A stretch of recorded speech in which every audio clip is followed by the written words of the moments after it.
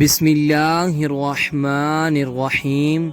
السلام علیکم ورحمۃ اللہ وبرکاتہ۔ ہم آپ کو حافظ اسلامک ٹی وی میں خوش آمدید کہتے ہیں۔ آزمائش کیوں آتی ہے؟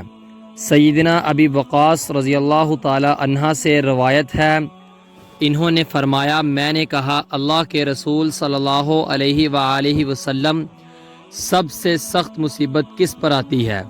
آپ صلی اللہ علیہ وآلہ وسلم نے فرمایا، نبیوں پر، پھر جو ان کے بعد سب سے افضل ہیں، پھر ان کے بعد افضل ہیں۔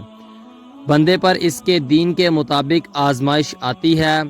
اگر وہ اپنے دین اور ایمان میں مضبوط ہو تو اس کی آزمائش بھی سخت ہوتی ہے۔ اگر اس کا ایمان نرم ہو تو اس کے ایمان کے مطابق آزمائش آتی ہے۔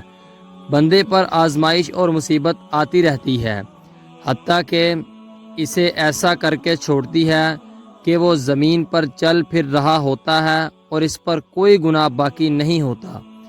اس کی حدیث کا حوالہ ہے سنن ابی ماجہ، حدیث نمبر 4023 4023۔ رب انی لما انزلت الی من خیر فقیر۔ اس کا حوالہ سورۃ القصاص آیت 24 سے ہے۔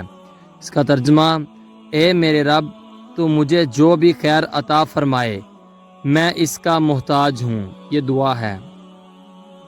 نبی کریم صلی اللہ علیہ وآلہ وسلم نے فرمایا، آباد رہے وہ شخص جس نے میری حدیث سنی اور آگے پہنچائی۔